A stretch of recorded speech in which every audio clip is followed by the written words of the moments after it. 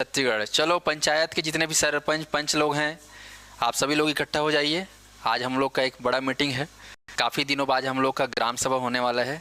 तो मैं चाहता हूं कि जितने भी अभ्यर्थी हमारे इस ग्राम सभा में शामिल हों और साथ मिलकर हम लोग क्या पढ़ेंगे, पंचायती राज व्यवस्था। छत्तीसगढ़ में पंचायती राज व्यवस्था को लेकर हमको क्लास करना है। ये पंचायती राज आने वाले सभी परीक्षाओं के लिए उपयोगी है। सबसे ज़्यादा जो है डिटेल पूछा जाता है एडीओ में, लेकिन इसके अलावा असिस्टेंट प्रोफेसर सीजी व्यापम में जो अभी पुलिस भर्ती है और शिक्षक भर्ती हो गया, कुछ भी हो सकता है। मतलब कोई प्रश्न छत्तीसगढ़ सामान्य अध्ययन बोलने से लगभग इधर उधर का कुछ भी कंटेंट पूछ देता है, तो आपको थोड़ा ध्यान में रखना है। चलिए, तो शुरू करते हैं। छत्तीसगढ़ पंचायती राज व्यवस्था, कुछ खास जानकारी है, आप लोग ध्यान देंगे।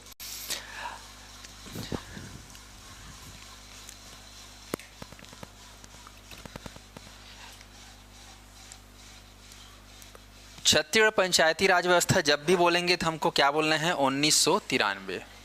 वो इसलिए क्योंकि 1993 में छत्तीसगढ़ में क्या हुआ, पंचायती राज लागू हुआ। छत्तीसगढ़ में नहीं, मतलब छत्तीसगढ़ में लागू हुआ, लेकिन ये मत बोलना कि छत्तीसगढ़ बनने के बाद लागू हुआ। छत्तीसगढ़ में जो नियम है पंचायती वाला, वो 1993 वाला है। जैसे आप लोग सुने होंगे आईपीसी, है ना, भारतीय दंड संहिता, अंग्रेजों का ज़माना वाला जो 1858 इंडियन पेनल कोड था, जो अंग्रेजों ने बनाया था, वो कानून आज भी पुलिस थाना मन में यूज़ हो रहा था। अभी अभी देखिए वो सब चीज़ को चेंज हुआ किया है सरकार ने, भाजपा सरकार ने पिछले महीने।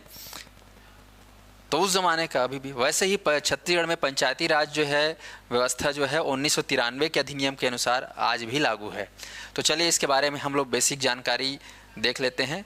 कई लोग क्या हो सकते हैं, आज पहली क्लास होगी, दूसरी क्लास होगी, और कई लोग का क्लास चल ही रहा होगा। जब भी हम बात करेंगे तो पंचायती राज को मैं आप लोगों को लगभग 20 से 19 टॉपिक में कवर कराऊंगा। ये 20 से 19 टॉपिक आप लोगों को दिखा देता हूँ। इस तरीके से हमारा टॉपिक होगा।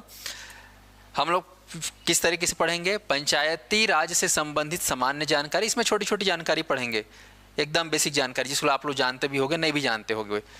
फिर भारत में पंचायती राज का विकास कैसे हुआ, इसके लिए कौन कौन सी समिति बनाई गई, क्योंकि पंचायती राज व्यवस्था एकदम से एक साल का प्रयास नहीं है, इसमें कम से कम 30-40 साल लगे हैं इसको बनाने में, है ना। बहुत बड़ा प्रयास रहा है, तब जाके बन पाया है। हम पढ़ेंगे फिर 73वां संविधान संशोधन। जब भी बात करेंगे संविधान संशोधन तो उसमें नंबर आता है 73वां। तो 73वां संविधान संशोधन किसके लिए है बोलने से, पंचायती राज व्यवस्था के लिए। संशोधन 100 से ज़्यादा हो चुके हैं अभी तक अलग अलग नियमों के हिसाब से, पर 73वां जब भी बात करेंगे तो किससे संबंधित रहेगा, ये पंचायती राज के लिए रहेगा। छत्तीसगढ़ में पंचायती राज व्यवस्था 1993 हम पढ़ेंगे। फिर हम पढ़ेंगे ग्राम सभा। याद रखना, ग्राम सभा बहुत ज़्यादा इंपॉर्टेंट है, इससे सवाल बहुत ज़्यादा पूछता है। फिर हम पढ़ेंगे पंचायतों का गठन कैसे हुआ, अनुच्छेद 243A के माध्यम से, और इसकी संरचना अनुच्छेद 243C।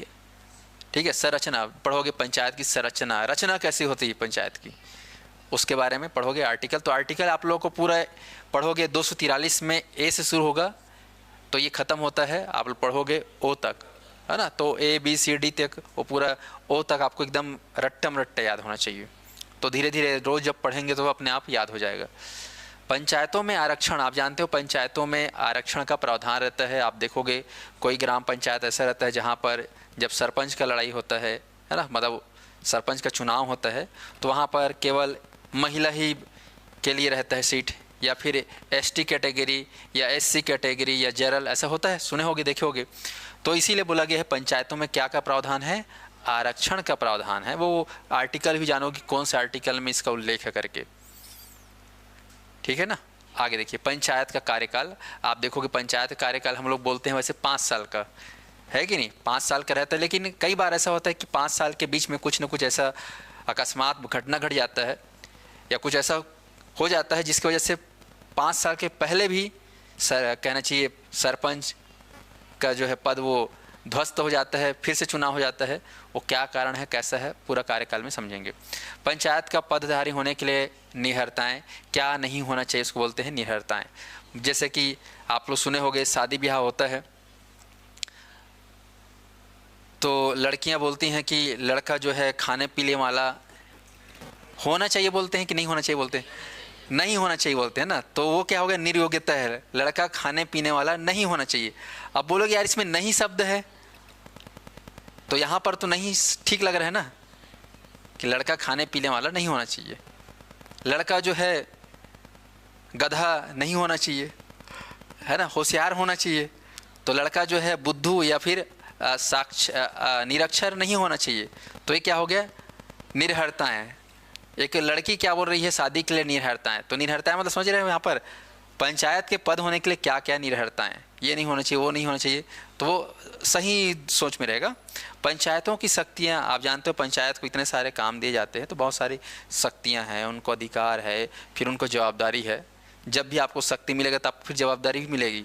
जैसे कल के दिन में आप बन गए असिस्टेंट प्रोफेसर या बन गए डिप्टी कलेक्टर, तो भाई पद मिला तो पद के साथ शक्ति भी मिला, लेकिन शक्ति के साथ साथ जवाबदारी मिला कि अगर आप किसी जनपद के अगर सीओ हो या किसी जिला के डिप्टी कलेक्टर एसडीएम हो, किसी अनुभाग के एसडीएम हो, तो भाई आपको ये जिम्मेदारी होती है कि आपका इलाका में क्या रहना चाहिए, शांति व्यवस्था लागू रहना चाहिए, रहना चाहिए नहीं।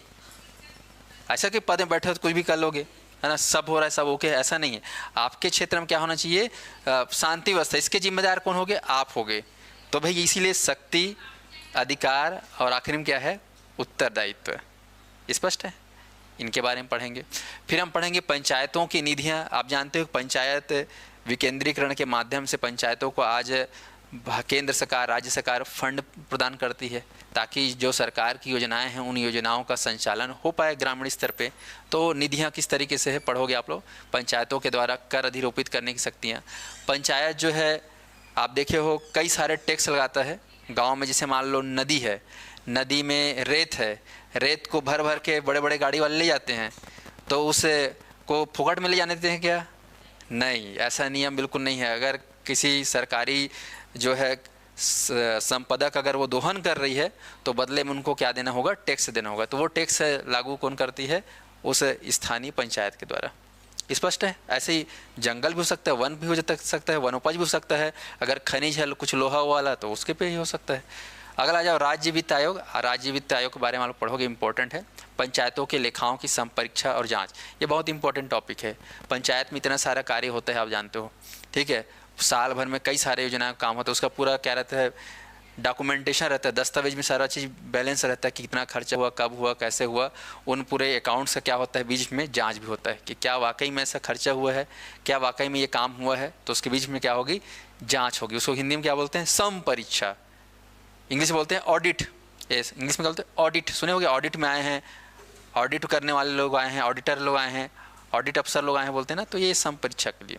राज्य निर्वाचन आयोग, पंचायत पदाधिकारियों की पदसूची। यहाँ पर जो है पंचायत के जो भी पदाधिकारी हैं, चाहे वो जनपद पंचायत अध्यक्ष हो, उपाध्यक्ष हो, सरपंच हो, व पंच हो, पार्षद हो, इनके पद के मुक्ति के लिए क्या है नियम, ये भी पढ़ेंगे हम लोग।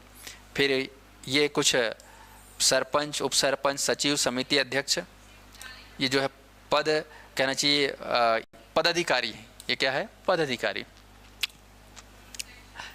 फिर पढ़ना है हमको पंचायती की बैठक। पंचायत की बैठकें बहुत इंपॉर्टेंट है। प्रश्न आता है कि पंचायत की बैठक कब कब होती है और कौन से बैठक में जाना अनिवार्य है सरपंच को, कौन से बैठक में सदस्य को जाना अनिवार्य। अगर नहीं जाएंगे तो क्या होगा, कितनी बार नहीं जाएंगे तो क्या होगा। इस दुनिया भर का नियम है ना, जाना नहीं जाना वाला, तो सब पढ़ना पड़ेगा आप लोग को। अगला है पंचायती राज व्यवस्था के भीतर स्थित स्थायी समितियाँ। पढ़ोगे आप लोग। पंचायत में जो है 29 टाइप के काम होते हैं, उन सभी काम को जो है कुछ कुछ समितियों के माध्यम से जो है बांटा गया कि आपको, आप ये समिति हो तो आप ये वाला काम देखो, आप ये समिति वाले हो तो आप ये वाला काम देखो, आप वो समिति वाले आप वो काम देखोगे। तो इस प्रकार से पंचायत, यहाँ पर पंचायती राज व्यवस्था के भीतर क्या है, कुछ समितियाँ हैं, स्थायी समितियाँ जो बनी रहती हैं। पंचायत और पदाधिकारियों पर नियंत्रण, इन पर नियंत्रण कैसे रखें। पंचायत और पंचायत में उपस्थित सरपंच, उप सरपंच है, तो जानते हो बीच बड़े बड़े अधिकारी लोग आते रहते हैं, देखते रहते हैं और क्या चल रहा है सरपंच, ऐसे करके पूछते हैं तो माई बाप सब सही चल रहा है ना, कुछ ऊपर नीचे तो नहीं है ना, देख लो साहब, डेट लो ऑडिट। तो कंट्रोल के लिए सुप्रीम पावर रहता है कि नहीं रहता है। तो वहाँ पर देखेंगे कौन होगा सुप्रीम पावर, कलेक्टर होगा कि एसडीएम होगा कि सीईओ होगा, ये सब पढ़ोगे आप लोग। वार्षिक लेखा और प्रशासनिक रिपोर्ट, साल भर में क्या क्या हुआ उस पंचायत में, इसके बारे में पढ़ेंगे, वार्षिक लेखा और उनका फिर रिपोर्ट। चलिए फटाफट मेरे साथ अब रिवीजन करेंगे और कुछ लोग सुनेंगे पंचायत का विकास क्रम। ध्यान सुनते जाना। एकदम बिंदास होकर सुनो, पेन कॉपी बिल्कुल चलाना मत, कहानी से सुनना है। ऑनलाइन वाले आप लोग भी एकदम सुनो आराम से। चलो, पंचायत का विकास कैसे हुआ? ये जो पंचायती राज का जो कॉन्सेप्ट है ये कहाँ से आया, कब से ये भारत देश में जो है इसका काम, इसका नाम, इसका जो है अवधारणा देखने को मिलता है? तो आपको बोलना है प्राचीन काल से। और प्राचीन काल में एक काल था वैदिक काल। पढ़ोगे ऋग वैदिक काल, उत्तर वैदिक काल, जिसमें वेदों का क्या हुआ, संकलन हुआ था। और सुनते हो ना, ऋग्वेद, यजुर्वेद, अथर्ववेद, सामवेद, ये चारों वेद उस समय बना था। उस काल को बोलते हैं वैदिक काल। तो वैदिक काल में जो है पंचायती राज के बारे में जो है, या पंचायती राज व्यवस्था का कहना चाहिए उदय हो चुका था। उसके बाद ब्रिटिश काल के आते तक भी इसका जो है अस्तित्व बना रहा। फिर स्वतंत्र भारत में जैसे ही भारत स्वतंत्र हुआ तो संवैधानिक प्रावधान के तहत अनुच्छेद 40 में जो है पंचायत के बारे में उल्लेख देखने को मिलता है। फिर उसके बाद जैसे ही देश स्वतंत्र हुआ तो 1952 में, याद रखेंगे 1952, वेरी वेरी इंपॉर्टेंट, 1952 एक कार्यक्रम चलाया गया जिसका नाम है सामुदायिक विकास कार्यक्रम। क्या नाम है? सामुदायिक विकास कार्यक्रम 1952। पर ये उतना सफल नहीं हो पाया क्योंकि कहीं ना कहीं इसमें कुछ कमियां थी। क्या कमियां थे, पढ़ेंगे। फिर 1952 के बाद प्रयास जारी रहा। 1957 से 1988 इस बीच में कई सारे पंचायती राज को स्थापित करने के लिए अलग अलग समितियों का गठन हुआ। पढ़ोगे लगभग 20-22 प्रकार के समितियों का गठन हुआ। एक दो नहीं, 20-22 प्रकार के समितियों का क्या हुआ, गठन हुआ। सब लोगों ने अपने अपना सुझाव दिया कि पंचायत ऐसा होना चाहिए, पंचायत वैसा होना चाहिए, पंचायत में ये नियम होना चाहिए, पंचायत में वो नियम होना चाहिए, ऐसे करके। तो धीरे धीरे कहना चाहिए 57 से 88 के बीच में पंचायतों के लिए कई सारी समितियाँ आई। फिर फाइनली 1992 में 73वां संविधान संशोधन, संविधान में 73वां संविधान संशोधन किया गया 1992 में। और पंचायती राज व्यवस्था अधिनियम करके क्या आया, अधिनियम करके आया, उसको क्या किया, भारतीय संविधान में जोड़ा गया। और फिर पंचायती राज जो कानून है उसको एक संवैधानिक दर्जा मिला, एक कानून मिला है। नहीं पहले इसे नाम मात्र पंचायत था, सिस्टमेटिक उतना था नहीं। तो याद रखेंगे कौन से संशोधन, 73। कब? 1992 में, याद रहेगा। अब ये जब बन गया तो ये पूरे भारत देश के लिए हो गया, ऐसा नहीं कि केवल छत्तीसगढ़ के लिए, मध्य प्रदेश, पूरे भारत देश के लिए लागू हो गया कहना चाहिए। आप पढ़ोगे तो जब 1992 की बात आती है तो हमारा छत्तीसगढ़ उस समय कहाँ था, कौन से राज्य के अंतर्गत था, एमपी के अंतर्गत था। तो हमारे छत्तीसगढ़ में कौन सा नियम लागू था उसमें, मध्य प्रदेश पंचायती राज अधिनियम 1993। पढ़ोगे आप लोग, मध्य प्रदेश पंचायती राज अधिनियम। यहाँ पर जो है 30 दिसंबर, अब जब वो बन गया तो यहाँ फिर जब एमपी का जो गवर्नमेंट था, या एमपी का कहना चाहिए राज्य था, तो कहा जाता है कि एमपी में 30 दिसंबर 1993 को विधानसभा में पारित हुआ। फिर राज्यपाल ने अनुमोदन दिया 24 जनवरी 1994 को, और राजपत्र में फिर प्रकाशित हुआ 25 जनवरी 1994 को। अभी लिखवाऊंगा, अभी सुनो बस बात को। अभी तो ठीक है, पंचायती राज मध्य प्रदेश के हिसाब से चला, लेकिन धीरे से जानते हो 2000 में क्या हुआ, छत्तीसगढ़ मध्य प्रदेश से अलग हो गया। अब जब अलग हो गया तो हमारे छत्तीसगढ़ के लिए पंचायत तो था ही था, तो उनके लिए कौन सा नियम बनाया गया, छत्तीसगढ़। जहाँ जहाँ एमपी शब्द लिखा था वहाँ वहाँ उसको मिटा क्या लिख दिए, छत्तीसगढ़। छत्तीसगढ़ मतलब नियम वही था, बस एमपी की जगह क्या लिखे, छत्तीसगढ़ लिख दिए। फिर इसके लिए जो है अनुकूलन आदेश जारी हुआ 2001 में, और ये जो है फिर छत्तीसगढ़ में पंचायती राज अधिनियम 1993 कहलाने लगा। इसीलिए बोल रहे थे अभी जो सबसे पहले मैंने क्लास लिया, मतलब पहला स्लाइड में क्या लिखा था, इसमें छत्तीसगढ़ पंचायती राज अधिनियम 1993। मतलब ये वाला कानून के माध्यम से आज पंचायतों का संचालन हो रहा है। आज पंचायतों का संचालन कौन से कानून से हो रहा है, ये वाला छत्तीसगढ़ पंचायती राज अधिनियम 1993 वाला, ठीक है जी। फिर बाद में इसमें और कुछ ऐड हुआ, तो ऐड क्या हुआ, पेसा एक्ट। पढ़ोगे, भूरिया समिति करके एक आया, भूरिया समिति के माध्यम से जो है उनके सुझाव से पेसा एक्ट लागू हुआ छत्तीसगढ़ में। छत्तीसगढ़ क्योंकि जनजाति एरिया है तो वहाँ पर अनुसूचित क्षेत्रों के एक नया कानून, वहाँ के जल जंगल ज़मीन की रक्षा के लिए जो है विशेष उपबंध लगाया गया, जिसको कहा गया क्या, पेसा एक्ट। पढ़ोगे क्या है डिटेल में इसके बारे में। तो इस तरीके से वैदिक काल से लेकर आज हम देख रहे हैं पंचायत का अस्तित्व ज़बरदस्त तरीके से। आज पंचायत का क्रेज कम हुआ है क्या, ऐसा लग रहा है दिनों दिन उसका क्रेज बढ़ते जा रहा है, कम नहीं बल्कि बढ़ते जा रहा है। फिर छत्तीसगढ़ पंचायत बंद है ना, विस्तार अधिनियम 2022, छत्तीसगढ़ पंचायती राज अधिनियम 1993। तो फाइनली इसी के नाम से हम जानते हैं। चलिए आगे बढ़ते हैं। ये कुछ बेसिक पॉइंट है, आप लोग ध्यान से सुनिएगा, आप मेरे साथ उच्चारण करेंगे। चलिए बोलते जाना है मेरे साथ, है ना। पंचायती राज व्यवस्था, PRI सिस्टम बोलते हैं इंग्लिश में, पंचायती राज इंस्टीट्यूशन। तो ये पंचायती राज के लिए जो है कौन से नंबर का संशोधन आया, तो आपको बोलना है 73वां संविधान संशोधन लाया गया। ऑप्शन में दिया रहेगा 71, 72, 73 या 91, 92, 73।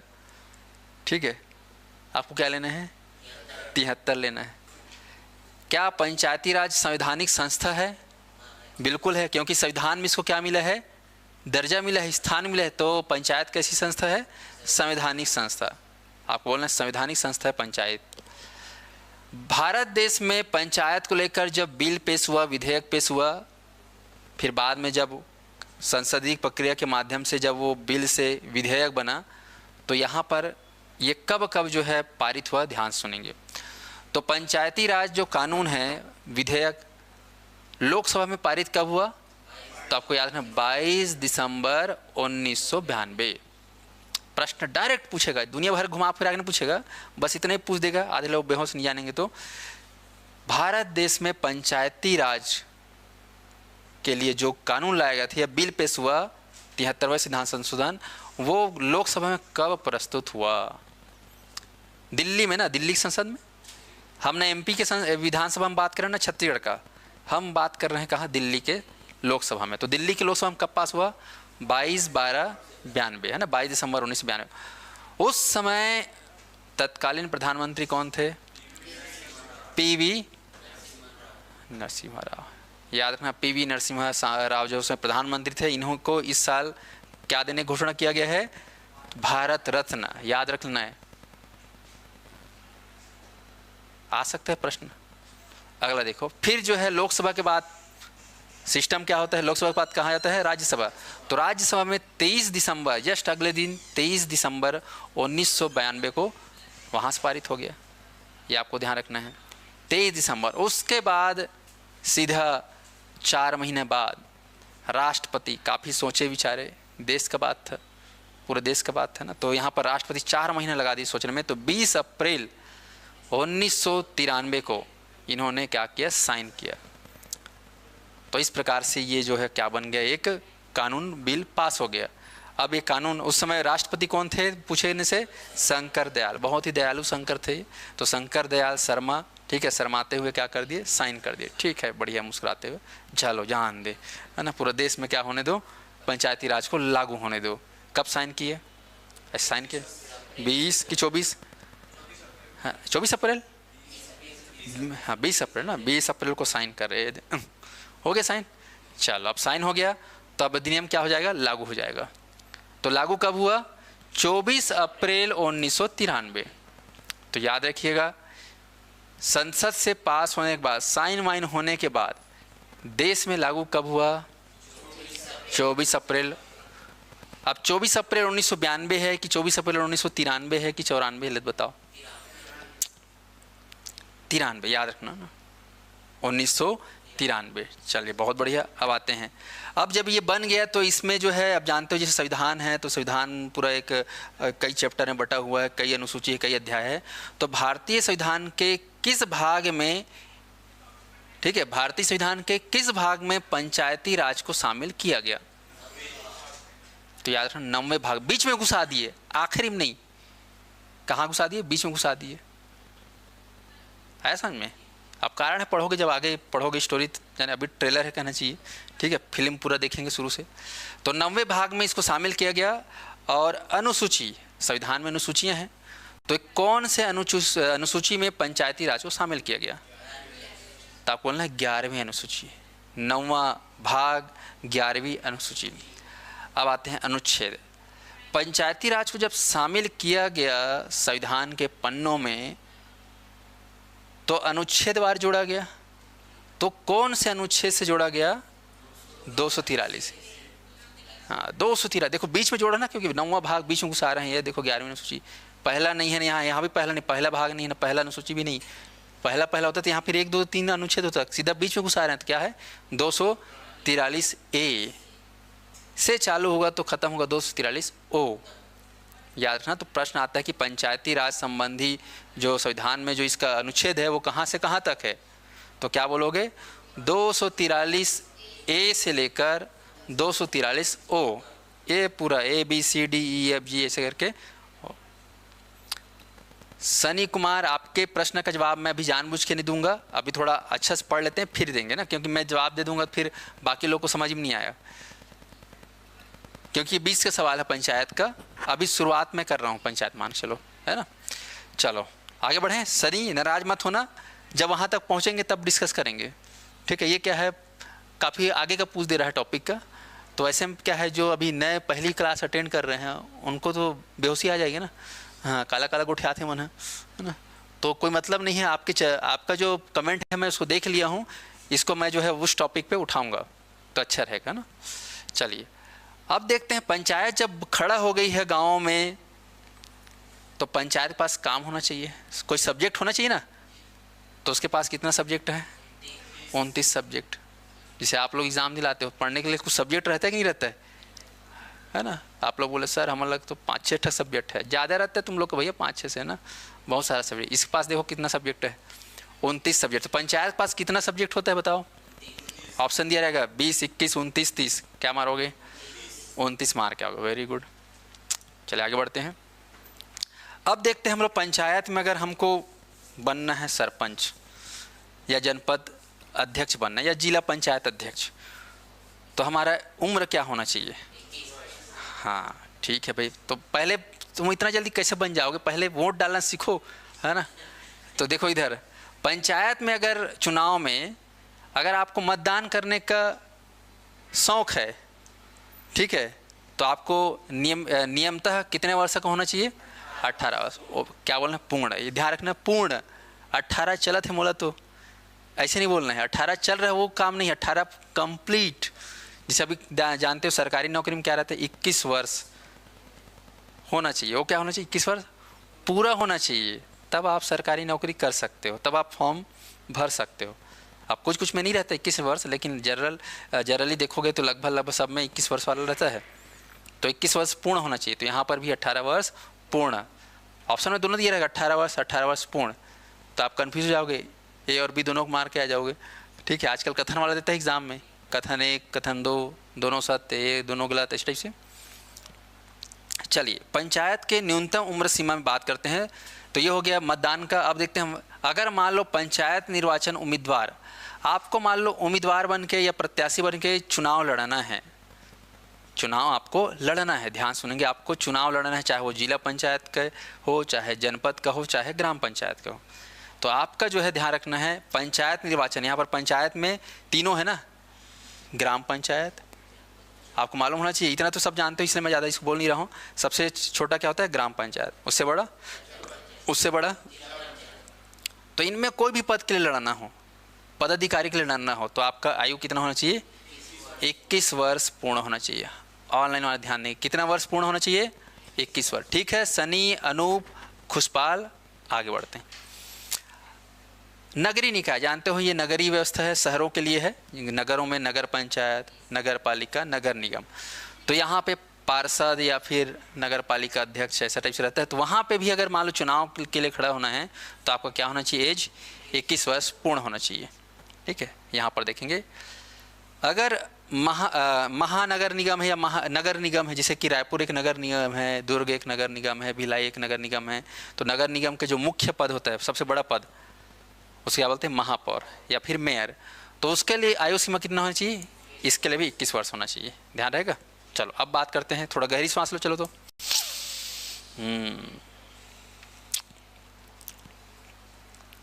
पढ़त पढ़त हदर जाते हो ना।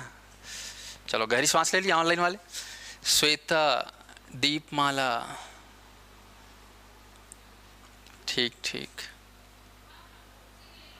अभी देख रहे हो दुनिया भर के वैकेंसी आ रहा है, कब होगा पेपर मालूम है, जो भी पेपर होगा, जो भी एग्ज़ाम होगा, अभी जो आ रहे हैं नए नए, मान के चलो कि जुलाई अगस्त के बाद होगा। तो हमारे पास मार्च, अप्रैल, मई, जून, ये 4 महीने हैं। ये 4 महीने जिनको अगले 6 महीने बाद नौकरी चाहिए, वो अभी बचे हुए समय में सबसे ज़्यादा तैयारी कर सकते हैं ना अभी और सबसे ख़तरनाक समय है। लेकिन ये मनमाने गर्मी, फिर मनमाने शादी ब्याह, ठीक है, मनमाने छठी बरही और मनमाने दुनिया भर के ये सब होते रहता है। घर में आते हैं मेहमान लोग गर्मी छुट्टी मनाने, तो ऐसे में क्या हो जाता है, पूरा जो पढ़ने का जो रिदम है या पढ़ने का जो व्यवस्था है वो क्या हो जाता है, दिक्कत हो जाता है। तो आचार संहिता जो लग रहा है चुनाव की वजह से, वो आचार संहिता आप लोग भी लगाइए अपने ऊपर, ठीक है, ताकि जैसे आचार संहिता में कुछ है ना, कुछ नहीं होता है ना, सब बंद ठप हो जाता है, वैसे ही आप लोग भी अपने ऊपर आचार संहिता लगा देना। 5 महीना के लिए क्या है, अपने यहाँ आचार संहिता, दुनियादारी सब बंद, केवल और केवल तैयारी, है कि नहीं। तब हाँ, राज्य कुछ कुछ काम रुकेंगे, सेंट्रल गवर्नमेंट का मेन सेंट्रल गवर्नमेंट का, राज्य का उतना ज़्यादा प्रभावित नहीं होता। चलिए आगे बढ़ते हैं। कुछ और भी बातें हैं जिनको आप ध्यान में रखिएगा कि हमेशा जब भी बात होगी पंचायत चुनाव, तो अगर आपको खड़े होना है तो आपकी आयु 21 वर्ष होनी चाहिए, मतदान का 18 वर्ष। ध्यान दीजिएगा, अगर आपको कल के दिन में बड़ा चुनाव लड़ना है, जैसे कि लोकसभा चुनाव जिसमें सांसद बनते हैं, विधानसभा चुनाव जिसके माध्यम से विधायक बनते हैं, इनके लिए आयु सीमा कितनी होनी चाहिए, 25 वर्ष। कितना होना चाहिए, 25 वर्ष। इसमें 21 था, इसमें क्या है, 25। ऐसे ही राज्यसभा के सांसद के रूप में खड़े होना है, विधान परिषद के विधायक के लिए खड़ा होना, तो यहाँ पर उम्र सीमा कितना होना चाहिए, 30 वर्ष। इसमें भी क्या लेना है, पूर्ण ना है, क्या रहेगा, पूर्ण, 30 वर्ष पूर्ण। तो देख लो, राज्यसभा के लिए 30 साल, लोकसभा के लिए 25 साल। ऐसे ही मान लो राष्ट्रपति आपको बनना है, मान लो कल के दिन आपको क्या बनने का मन है, राष्ट्रपति। हालांकि बनोगे नहीं, मुझे दिख रहा है चेहरे से, है ना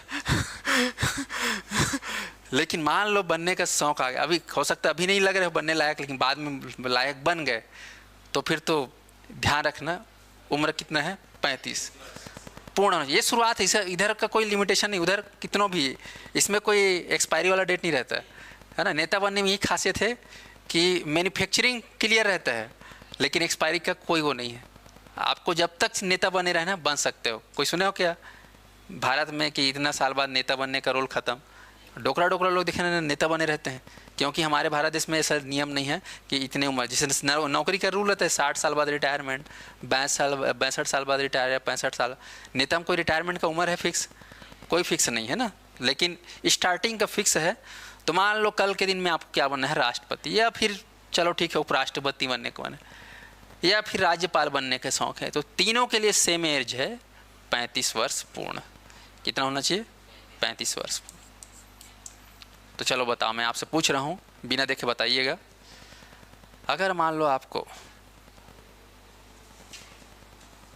राज्य के विधानसभा चुनाव में लड़ना है विधायक के लिए, तो कितना साल होना चाहिए? अगर मान लो लोकसभा के चुनाव के लिए लड़ना है सांसद के लिए, तो कितना होना चाहिए पूर्ण? 25 साल। यदि आपको राज्यसभा, है ना, दिल्ली में जाओगे लोकसभा राज्यसभा बोलते हैं ना, तो राज्यसभा का अगर सांसद बनना है तो कितना वो एज होना चाहिए? 30 वर्ष। अगर आपको विधान परिषद में विधायक बन, हमारे यहाँ विधान परिषद नहीं, इसलिए अपन क्या सुनते नहीं ज़्यादा, विधानसभा ज़्यादा सुनते हैं। तो विधानमंडल 2 भागों में बटा रहता है, विधानसभा और विधान परिषद। तो विधान परिषद में अगर आपको चुनाव लड़ना है विधायक, एज ए विधायक, तो क्या होना चाहिए उम्र? 30 वर्ष। Very good. अगर मान लो आपकी ख्वाहिश है राज्यपाल बनने की, हालांकि लग ही नहीं रहे हो ना, चेहरा से लग ही नहीं रहे हो कि तुम लोग राज्यपाल बन सकते हो, लेकिन मन किया कल के दिन में नौकरियों के लगने के बाद, ठीक है, रिटायरमेंट के बाद, तो बन सकते हो। तो ये एज ख्याल रखना, एज कितना होना चाहिए हाँ, तब तक तो पार हो जा रहेगा ना 35 साल। हाँ, तब तक आपका उम्मीद भी बढ़ जाएगा, हाँ यार अब तो मैं बन सकता हूँ राज्यपाल। तो याद रखना 35 वर्ष, ठीक है। बाकी सिंपल, यदि पंचायत चुनाव लड़ना है तो कितना होना चाहिए? 21 साल, याद रखना। और मतदान का 18 साल। और राष्ट्रपति चुनाव में जो मतदान लोग का आयु क्या रहता है बताओ? सुने हो? अगर राष्ट्रपति चुनाव में मतदाता लोग का आयु कितना होना चाहिए? कितना होना चाहिए? मिनिमम कितना होना चाहिए? क्यों 25 होना चाहिए बताओ? क्या बात है, तुम लोग हो राष्ट्रपति बनने लायक, है ना। मैं चेहरे से थोड़ा गलत आंक लिया था, लेकिन तुम्हारे अंदर है क्वालिटी, है ना। मैं भाई राष्ट्रपति चुनाव होता है तो जानते हो इसमें जो है आम जनता 18 साल वाले लोग वोट नहीं डालते, है ना। जनता के द्वारा चुने गए प्रतिनिधि के द्वारा जो है चुनाव में वोट डाला जाता है। जैसे कि क्या बोलते हैं, राष्ट्रपति चुनाव में सांसद, विधायक, ये लोग डालते हैं वोट। इसलिए बोलते हैं इसका चुनाव अप्रत्यक्ष रूप से होता है, प्रत्यक्ष रूप से नहीं। सीधे जनता वोट नहीं करती इनको, जनता द्वारा चुने गए प्रतिनिधि के द्वारा वोट होता है। चलिए आगे बढ़ते हैं। यहाँ तक क्लियर? ऑनलाइन वाले क्लियर है ना? यस और नो कमेंट करो। ऑनलाइन वाले लोग चुपचाप मिटका दिए रहते हैं, एकदम सुनते रहते हैं घुआ कस। समझ में आ गया? चलो आगे देखो। चलिए ध्यान रखिएगा, हमारे छत्तीसगढ़ में हम बात करें तो छत्तीसगढ़ में वर्तमान में ग्राम पंचायत की संख्या कितनी है? 11,664। पुराना आंकड़ा देखोगे तो उसमें आपको देखने को मिलेगा 10,971। ये जो है ओल्ड डेटा है ना, पुराना आंकड़ा है। आप लोग अनसॉल्व सॉल्व करोगे तो उसमें दिया रहता है ग्राम पंचायत संख्या, तो ये लिया रहता है आंसर। तो ये क्या है, अपडेट पुराना हो गया। अब कितना है? 11,664। 11 उसके बाद 664, हैट्रिक छक्का नहीं मारना है ना, 2 छक्का और 1 चौका, तो 11,664। ये जो जानकारी है पंचायत संचालनालय के डेटा के अनुसार है, उनके आंकड़ों के द्वारा। आगे देखते हैं जनपद पंचायत। हमारे छत्तीसगढ़ में कुल कितने जनपद पंचायत हैं? तो याद रखें 146। कितने हैं? 146। 146 टोटल जो है जनपद पंचायत है, लेकिन इसे 146 में से आदिवासी जनपद पंचायत 85। क्या है? छत्तीसगढ़ में लगभग 16 जिले ऐसे हैं जो कि अनुसूचित जनजाति जिले में नाम आते हैं। जैसे पूरा बस्तर संभाग के जितना भी जिला है सब, सरगुजा जिला संभाग का सब जिला, ये सब आता है। तो ऐसे ही आदिवासी जो है जनपद पंचायत 85 याद रखना। और जिला पंचायत कितना है? 28। अभी जो नया 5 जिला बने हैं आप लोग जानते हो, है ना। 5 जिला आप लोग पढ़ोगे एमए में, ठीक है। सारंगढ़, भिलाईगढ़, खैरागढ़, छुई खदान, गंडई, है ना, मनेन्द्रगढ़, चिरमिरी, भरतपुर और शक्ति, ये 5 जिले नए जिले हैं। तो उनको अगर, हालांकि वहाँ भी बना नहीं है जिला पंचायत, लेकिन जल्द ही बन जाएगा, तो टोटल हो जाएगा 33 जिला पंचायत। तो बताओ कितने ग्राम पंचायत है छत्तीसगढ़ में? 1,664 मत मार के आना है। ये क्या है? 11,000 है। ओके। जनपद पंचायत कितना है? आदिवासी विकास खंड कितने हैं? ठीक। जिला पंचायत कितना अभी? अगर मान लो ये अपडेट हो जाएगा तो बता दूंगा, है ना, पर अभी इतना ही है। चलिए आगे बढ़ते हैं। ध्यान दीजिएगा, कुछ चुनाव के बारे में जानकारी है, ध्यान सुनिएगा। जैसे कि आपका ये पंचायत है, पंचायत में क्या रहता है? निचले स्तर पर ग्राम पंचायत, दूसरे स्तर पर जनपद पंचायत, तीसरे स्तर पर जिला पंचायत। आपको मालूम होना चाहिए कि पंचायत जो व्यवस्था है हमारे यहाँ त्रिस्तरीय। कैसा है? त्रिस्तरीय। 3 स्तर है, इसलिए बोलते हैं त्रिस्तरीय संरचना।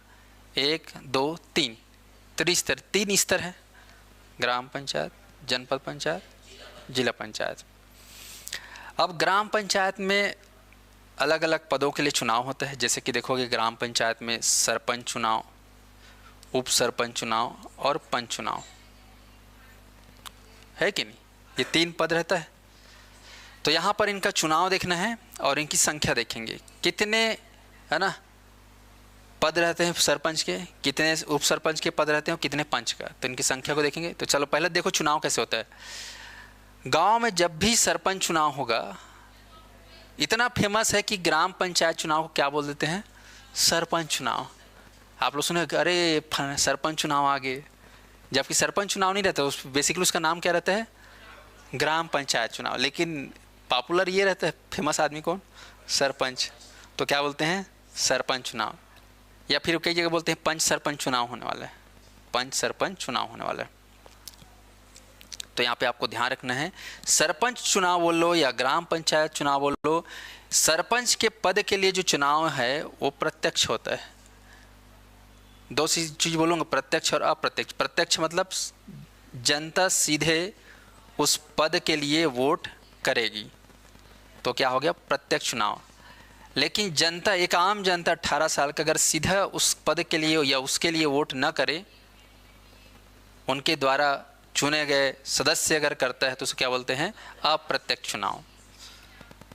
तो समझ में आया, प्रत्यक्ष और अप्रत्यक्ष। प्रत्यक्ष में आप डायरेक्ट, और अप्रत्यक्ष में आपके द्वारा चुने गए आदमी वो आपके नाम से दे रहा है, तो क्या हो जाए, अप्रत्यक्ष। आप नहीं दे रहे हो ऐसा नहीं बोल रहे हो ना, आपने दिया है लेकिन आपके द्वारा चुना गया आदमी वो दे रहा है समझ में। चलिए, तो सरपंच चुनाव की प्रक्रिया कैसी, चुनाव प्रत्यक्ष है, प्रत्यक्ष, प्रत्यक्ष। इनकी संख्या कितनी होती है, एक ही सरपंच होगा, दो नहीं होगा। अब आते हैं उप सरपंच। उप सरपंच का चुनाव कैसे होता है, अप्रत्यक्ष। कैसे अप्रत्यक्ष, तो आप लोग जानते हो गांव वन में जो पंच होते हैं ना, पंच में से ही क्या बनता है, कोई उप सरपंच। और पंच लोग ही आपस में मिल के तय करते हैं कि कौन बनेगा हमारे बीच से उप सरपंच। हमारे बीच के ही पंच लोग जो है तय करेंगे कौन होगा हमारा उप सरपंच, तो इसलिए क्या बोलते हैं इसको, अप्रत्यक्ष। इनकी संख्या कितनी होगी, एक। ऐसा नहीं कि जैसे आप लोग सुना कलेक्टर है तो उसके अंदर 2 डिप्टी कलेक्टर, ऐसा नहीं है ना, यहाँ सरपंच भी एक, उप सरपंच भी। पंच का चुनाव क्या होता है, प्रत्यक्ष, याद रखेंगे। ग्राम में इनकी जो संख्या है वो 10 से 20, 10 से 20। ये 10 से 20 वार्ड भी होता है वहाँ पर। वार्ड जानते हो, अलग अलग वार्डों में बटा रहता है गांव, ध्यान रखेंगे, गांव किस में बटा रहता है, वार्ड में। तो हर एक वार्ड से एक पंच का क्या होता है, चयन होता है, और उस पंच का चयन या उस पंच का चुनाव कैसा होता है, प्रत्यक्ष। ये आपको ध्यान रखना है। तो 10 से 20 वार्ड हो सकता है, तो 10 से 20 क्या हो सकते हैं, पंच हो सकता है। चलिए आगे बढ़ते हैं, जनपद। तो ये समझ में आ गया। अब देखते हैं जनपद पंचायत चुनाव। तो जनपद पंचायत चुनाव में देखते हैं, तो जनपद पंचायत अध्यक्ष एक पद है, जनपद पंचायत उपाध्यक्ष पद है, और जनपद पंचायत सदस्य पद है। सबसे पहला जो चुनाव होगा वो होगा जनपद पंचायत सदस्य का, है ना। इसमें कौन सा वाला होगा, जनपद पंचायत सदस्य। वो इसलिए क्योंकि ये जो चुनाव होता है ये सीधा जनता के द्वारा किया जाता है, या फिर इसमें सीधा जनता का सहभागिता रहता है। किसमें, जनपद पंचायत सदस्य में। आप इसमें ये जो पद के लिए आप चुनाव में वोट नहीं डाल सकते, केवल आप जनपद में किस में डालोगे, जनपद पंचायत सदस्य के लिए। तो इनका प्रत्यक्ष चुनाव होता है, आपको ध्यान रखना है। और इनकी संख्या जो है जनपद में 10 से 25 हो सकती है। एग्ज़ाम में आता है जनपद पंचायत पद की संख्या किसी जनपद में कितनी हो सकती है अधिकतम, या कितनी हो सकती है न्यूनतम। तो न्यूनतम कितना हो सकता है, 10, और अधिकतम 25। न्यूनतम कितना, 10, और अधिकतम 25। ऐसे ही ग्राम पंचायत में याद रखना, न्यूनतम पंच की संख्या या न्यूनतम वार्ड कितना हो सकता है, और अधिकतम वार्ड कितना हो सकता है, 20। ये एग्जाम में फेवरेट क्वेश्चन है ये। आगे जाओ, अब ये बन गए जो भी 10, 20, 25। अब इन्हीं लोग जो है मिल के तय करेंगे कौन बनेगा जनपद पंचायत का उपाध्यक्ष और कौन बनेगा जनपद पंचायत का अध्यक्ष। ये आपस में करेंगे मिल के। नहीं, पार्टी वाइज नहीं होता, हाँ इंडिविजुअल होते हैं, पार्टी वाइज नहीं होता। हालांकि पार्टी सब मिले रहते हैं, जानते तो सब सेटिंग, ठीक है, लेकिन ऐसा बोला नहीं जाता। तो ध्यान देंगे यहाँ पर, पंचायत सदस्य के द्वारा जो है उपाध्यक्ष और अध्यक्ष का अप्रत्यक्ष रूप से क्या होता है, चुनाव होता है। तो जनपद पंचायत उपाध्यक्ष का अप्रत्यक्ष चुनाव होगा और उसमें जो विजयी हो गया वो बन जाएगा। इसकी संख्या कितनी होती है, 1। चलिए अब आते हैं जनपद पंचायत अध्यक्ष, इसका भी अप्रत्यक्ष चुनाव होगा, इनकी संख्या कितनी होगी, 1। तो ये हो गया आप लोग का जनपद पंचायत। अब आते हैं जिला स्तर पर सबसे बड़ा जिला पंचायत। तो देखते हैं जिला पंचायत में भी जो पद होता है वो है जिला पंचायत सदस्य, जिला पंचायत उपाध्यक्ष, जिला पंचायत अध्यक्ष। तो ध्यान देंगे जिला पंचायत सदस्य का ही चुनाव होगा जिसमें आप जैसे आम नागरिक, ठीक है, भाग ले सकते हैं। किसके लिए? वोट देने के लिए, सदस्य के लिए। बाकी उपाध्यक्ष और अध्यक्ष के लिए कोई रोल नहीं है आम जनता का, उनके द्वारा चुने गए प्रतिनिधि ही जो है इनके चुनाव में भाग ले सकते हैं।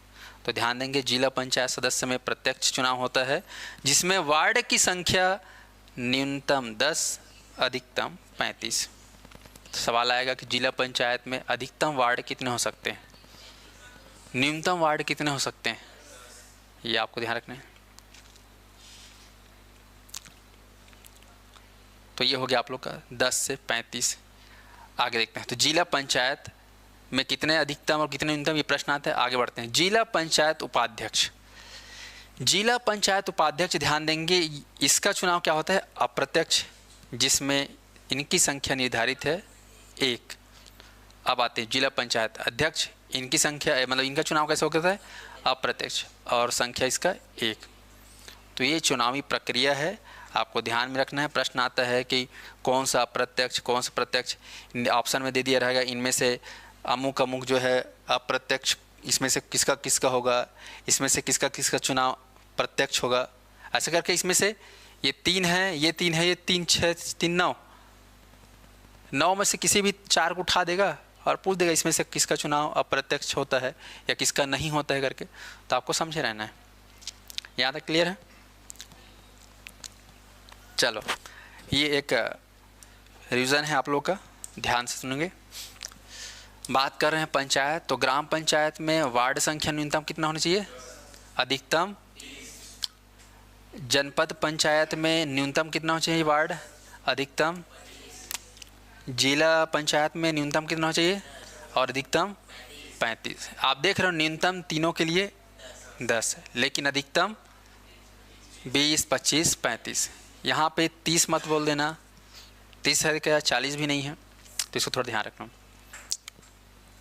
अगर आपसे पूछा जाए कि क्या 15 हो सकता है, क्या 18 हो सकता है, क्या 21 हो सकता है, काबर हो ही, है ना?